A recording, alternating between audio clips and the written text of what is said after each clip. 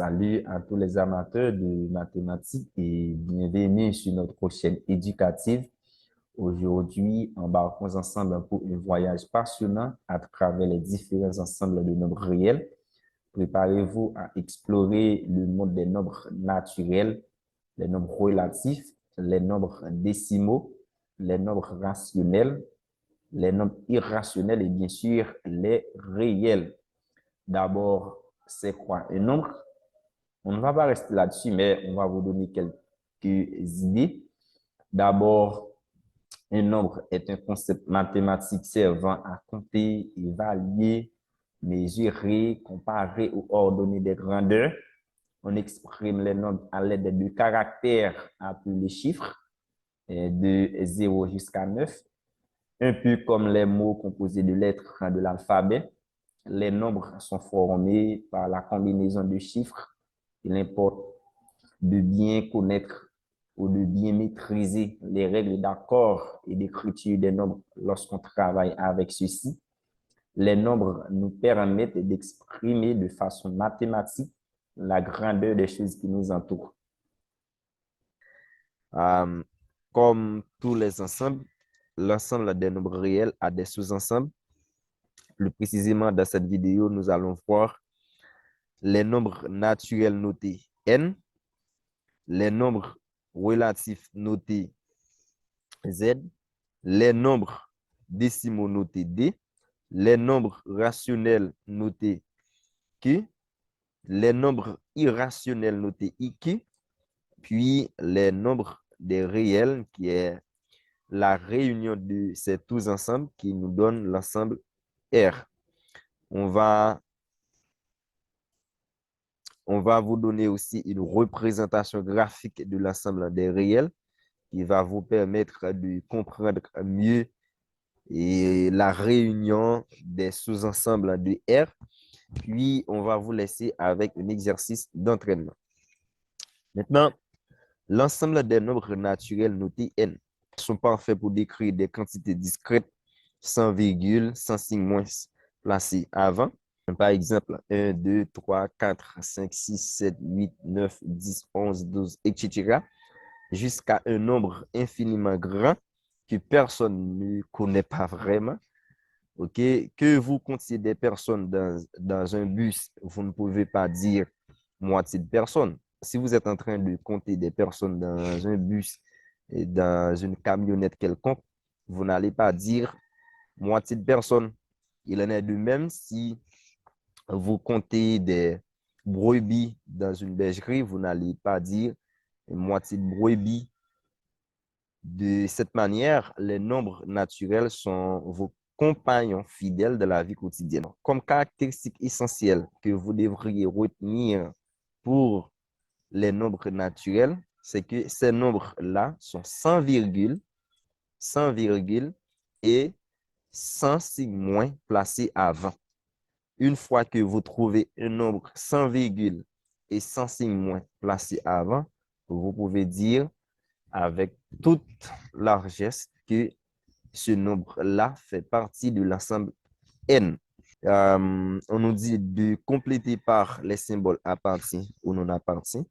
100 appartient à l'ensemble n. Pourquoi 100 appartient à l'ensemble n? Donc, 100 est un nombre sans virgule, sans signe moins placé avant. Moins 100 ne fait pas partie de l'ensemble n. Parce que le signe moins placé avant, moins 100 ne fait pas partie de l'ensemble n. 10.30 ne fait pas partie de l'ensemble n. Comme je viens de dire, puisque on a un nombre en virgule, cela ne fait pas partie de l'ensemble n. 100 par 10 exposant 2, cela va vous donner un nombre sans virgule. Donc, ça fait partie de l'ensemble n. OK? 100 par 10 exposant 2, c'est comme si on a 100 par 100, 10 000. 10 000 fait partie de l'ensemble n. Si vous prenez 100 divisé par 3, cela va vous donner 33.3 de manière périodique. C'est-à-dire, vous allez avoir quelque chose qui se répète. Cela ne fait pas partie de l'ensemble n. Une fois que vous trouvez seulement la virgule, cela ne fait pas partie de l'ensemble N.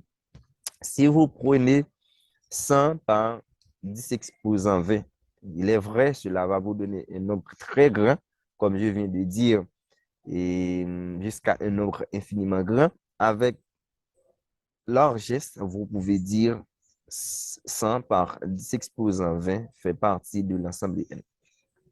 Maintenant, l'ensemble des nombres relatifs notés Z comme caractéristique. Ces nombres incluent les positifs notés Z+, les négatifs notés Z-, et non pas de virgule. Une autre façon de comprendre ça, c'est l'ensemble N et leur opposé. On vient de voir l'ensemble N. Tout ce qu'on a dans l'ensemble N et leur opposé font partie de l'ensemble Z. Lorsque vous explorez des mouvements dans différentes directions, les nombres relatifs entrent en jeu. Par exemple, si vous prenez 2 pas en avant, 2 pas en arrière. En avant, vous allez dire 1, 2, 2 pas en arrière, moins 1, moins 2. OK? Par exemple, si vous marchez vers l'est, vous pouvez utiliser des nombres relatifs pour représenter votre position. Donc, comme je viens de dire. Maintenant, comme remarque, Z plus est égal avec l'ensemble N et N est inclus dans Z. Comme Z plus et Z moins sont deux sous-ensembles de Z, tout à fait normal de dire N est inclus dans Z. Et je reprends la caractéristique essentielle qui nous permettra d'identifier l'ensemble des entiers relatifs notés Z, c'est que ces nombres-là n'ont pas de virgule. OK, il faut retenir ça. Les nombres relatifs n'ont pas de virgule. Seulement l'ensemble des entiers naturels et leur opposé, c'est-à-dire les nombres ayant un signe moins placé avant font partie. Maintenant, complété par les symboles appartient ou non appartient. 100 et moins 100 font partie de l'ensemble Z. Comme je viens de dire, l'ensemble N et l'opposé de ces éléments font partie de l'ensemble Z. OK? 100 par 0.0003 ne fait pas partie de l'ensemble Z. Parce que si vous prenez 100 par 0.0003, cela va vous donner 0.03. Or, je vous ai dit, les nombres, OK, les nombres à virgule ne font pas partie de l'ensemble Z. Exemple suivant, si vous prenez 10.3 par 50.24, cela va vous donner quelque chose. Alors, cela va vous donner un nombre à virgule. Comme je viens de dire, les nombres à virgule ne font pas partie de l'ensemble Z. Donc, on utilise le symbole non appartient. Si vous prenez 100 par 10 exposant 2, 100 par 10 exposant 2, cela va vous donner 100 par 100, 10 000. Oui, 10 000 fait partie de l'ensemble Z. Parce que 10 000, pas de virgule. Si vous prenez 100 sur 3, alors 100 divisé par 3, cela va vous donner 33.3 de manière périodique. Vous allez avoir un 3 qui se répète. Donc là, ce nombre ne fait pas partie de l'ensemble Z. Si vous prenez 100 par 10 exposant 20, comme on vient de voir, ce nombre-là fait partie de l'ensemble N, il fait partie aussi de l'ensemble Z. Maintenant, l'ensemble des nombres décimaux qu'on note D. OK? On note d'une manière générale l'ensemble des décimaux D. En plus des nombres Z, c'est-à-dire l'ensemble Z est inclus dans cet ensemble, ces nombres comprennent une partie entière et une partie décimale limitée.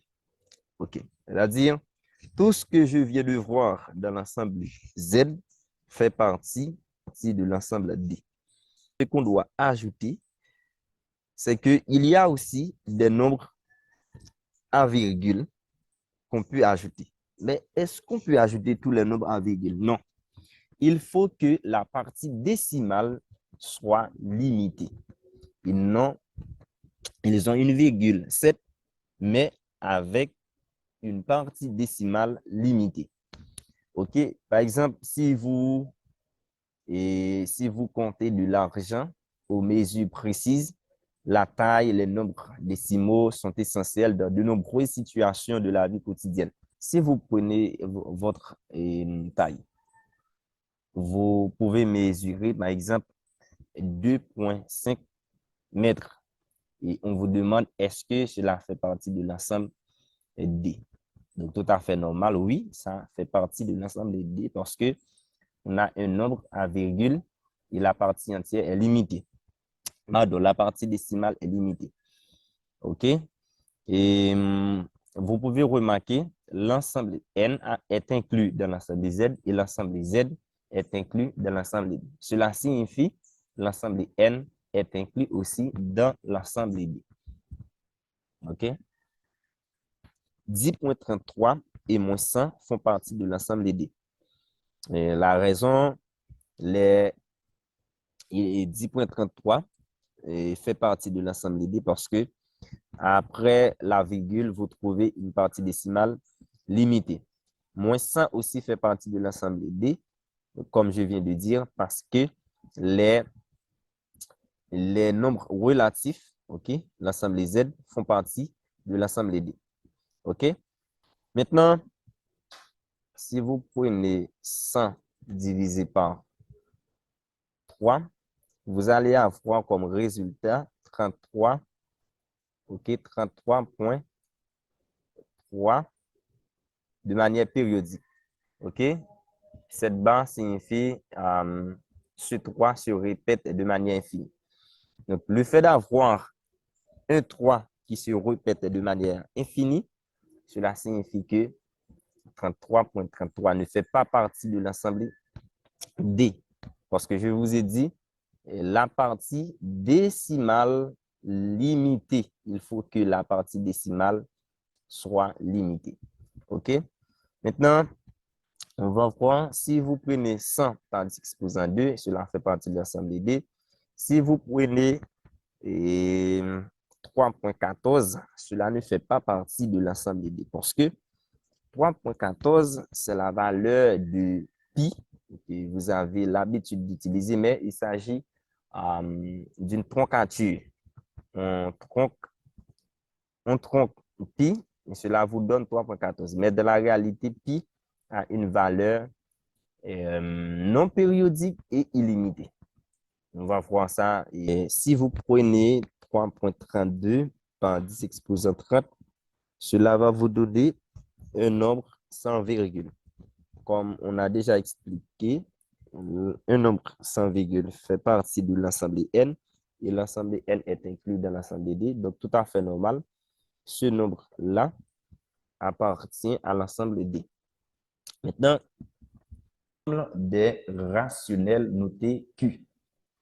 Comme caractéristique, l'ensemble des nombres rationnels peuvent exprimer comme les quotients de deux entiers. Par exemple, A sur B, avec B différent de 0. OK? Maintenant, ils comprennent aussi les nombres qui ont une partie entière et une partie décimale illimitée périodique. J'ai même mais, s'il s'agit d'une obligation, il faut qu'il y ait une partie décimale illimitée. Alors, ça, il s'agit de quelque chose qu'on ajoute. Parce que les nombres rationnels comprennent d'abord les nombres qu'on vient de voir dans l'ensemble D, c'est-à-dire l'ensemble D est inclus dans l'ensemble Q, mais on ajoute les nombres qui ont une partie entière et une partie décimale illimitée et périodique. Dans le cas précédent, on vient traiter un cas où l'on a 100 divisé par 3. Cela va vous donner 33 points. Pardon. Cela va vous donner 33,3 avec un 3 qui se répètent. On a déjà expliqué et dit que cela ne fait pas partie de l'ensemble D. Mais pour l'ensemble Q, cela fait partie. Maintenant, est-ce qu'on peut dire tous les nombres à virgule font partie de l'ensemble Q? Non. Les deux caractéristiques essentielles sont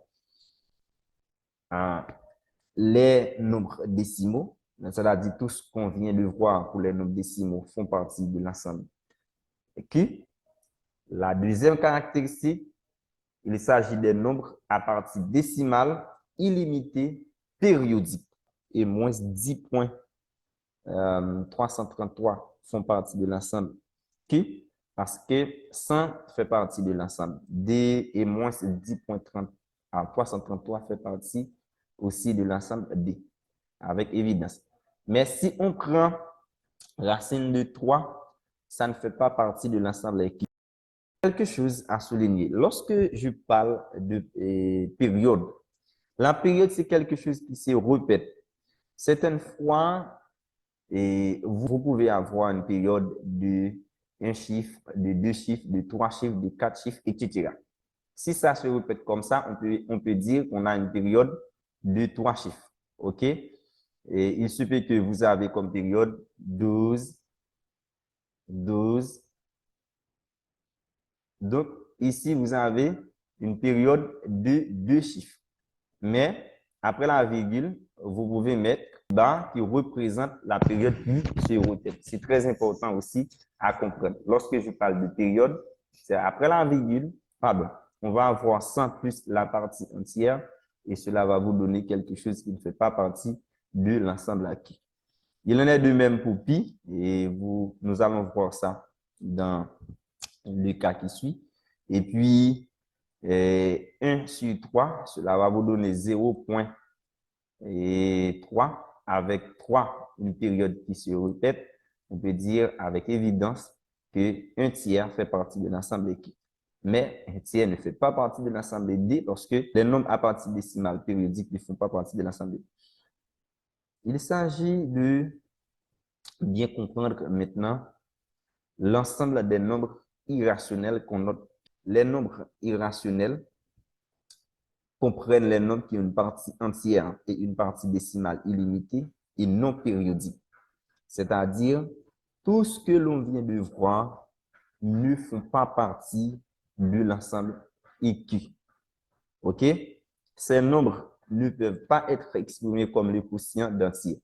C'est-à-dire, on vient de voir pour l'ensemble EQ qu'on peut les écrire sous forme A sur B avec B différent de 0. Eh bien, ces nombres-là ne peuvent pas écrire sous cette forme. Et si vous prenez tous les éléments de l'ensemble Q, ils ne font pas partie de l'ensemble IQ.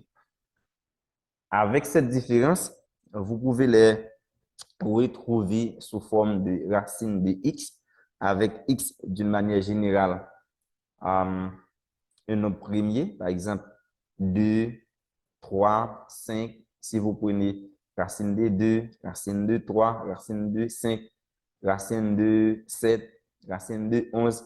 Donc, ces nombres-là sont des irrationnels parce que ça vous donne un nombre en virgule, plus précisément un nombre qui a une partie entière et une partie décimale illimitée et non périodique. C'est la caractéristique essentielle des nombres irrationnels. OK? Ils ont une partie entière et une partie décimale illimitée et non périodique. Pour cette raison, je laisse ça en bleu de manière à ce que vous prenez attention à cette petite caractéristique, autrement dit, cette courte définition qui va vous aider à comprendre les nombres irrationnels. Alors, vous avez l'habitude d'utiliser pi en termes de valeur pour faire vos calculs, par exemple, pour calculer le rayon, pour calculer le périmètre et l'aire d'un cercle, on a utilisé la valeur de pi, mais il s'agit d'une valeur tronquée. On a tronqué ça souvent avec deux chiffres, OK? On fait une troncature au centième, on a 3,14. Mais dans la réalité, il s'agit de nombres à une partie décimale illimitée et non périodique. OK? Et de la même manière pour racine de 2, racine de 3. Alors, ces trois points que je mets ici représentent les suites, c'est-à-dire il y a une suite de nombres, une suite de chiffres plus précisément. OK? Et ces nombres-là aussi s'écrivent de la forme K exposant Z. Le plus souvent, un nombre naturel exposant un nombre à virgule, cela va ensemble. Dans la majorité des cas que j'ai trouvés dans les documents, on ne traite pas cette partie. Je ne sais pas pour quelle raison, mais c'est vraiment important d'apporter votre attention là-dessus. OK, complété par les symboles à partie et non la partie. 100 et moins, alors 100 et moins 10,33 n'appartiennent pas à l'ensemble Q. Comme je viens de dire, tous les nombres qui font partie de l'ensemble Q ne font pas partie de l'ensemble EQ. Racine de 3, oui, racine de 3 fait partie de l'ensemble EQ. On vient de voir ça. 100 par 10 exposant 2 nous donne 10 000. 10 000 fait partie de l'ensemble Q et ne peut pas faire partie de l'ensemble EQ. Tout à fait normal parce que tout ce qui est dans l'ensemble EQ n'appartient pas à l'ensemble EQ. Pi, comme on vient de voir, on a donné la valeur de pi qui est égal à 3,14, etc. Un nombre indéterminé de chiffres. Alors, une partie indéterminée après la virgule. Pi fait partie de l'ensemble EQ.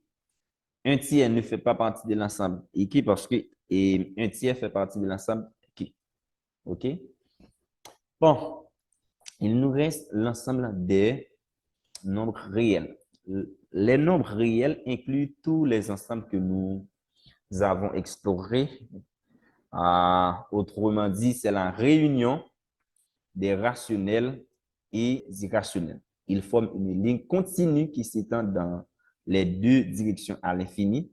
Si vous prenez ici moins l'infini, OK, moins l'infini, et puis ici, plus l'infini. C'est-à-dire, il s'agit des nombres que vous ne pouvez pas compter. OK? Alors, vous ne pouvez pas compter l'ensemble de ces éléments. C'est ce que je vais dire. Oui, comme remarque, Q union IQ, tous les nombres ici appartiennent à l'ensemble R. La raison est parce que ce sont des nombres qui font partie de l'ensemble Q et IQ. Alors, ce schéma illustre les relations qui existent entre les ensembles de nombres. OK? Lorsqu'on parle de l'ensemble Z, on voit l'ensemble N qui est ici. OK? Et puis, les opposés de l'ensemble N. Ouais, on voit ici 1, l'opposé de 1, c'est moins 1, l'opposé de 2 est moins 2. Donc, tout ça forme l'ensemble Z. Maintenant, et ensemble D, alors, tout ce qu'on a dans l'ensemble Z et les nombres à virgule. Et les nombres à virgule à précision qui ont une partie décimale limitée. Par exemple, 1.1. Alors, 1.1, 1.5, moins 2.662. Vous pouvez remarquer, on ne nous donne pas 3 points. Si on nous donne 3 points après la partie décimale, cela signifie qu'il y a quelque chose après. Mais on ne donne pas 3 points, on ne met pas une barre qui peut être expliquée qu'il s'agit d'un nombre périodique, mais d'une suite périodique plus précisément.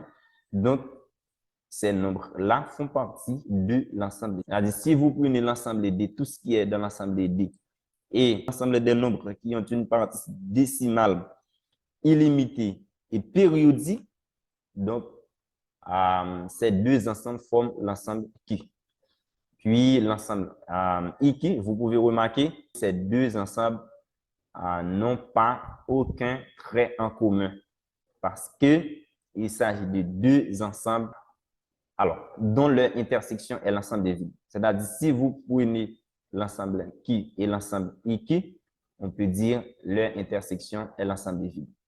Même 0 ne fait pas partie de l'ensemble qui parce que 0 est dans l'ensemble qui. Après, on va avoir l'ensemble et R qui est la réunion de cet ensemble qui est de celui-ci. OK? Qui et qui. OK? Cela vous donne R.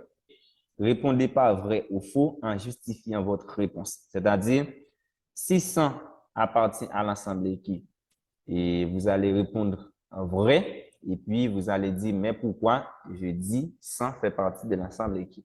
Il en est de même si racine de 3 appartient à l'ensemble, n'appartient pas à l'ensemble N, vous allez répondre faux, et puis dire pourquoi, etc.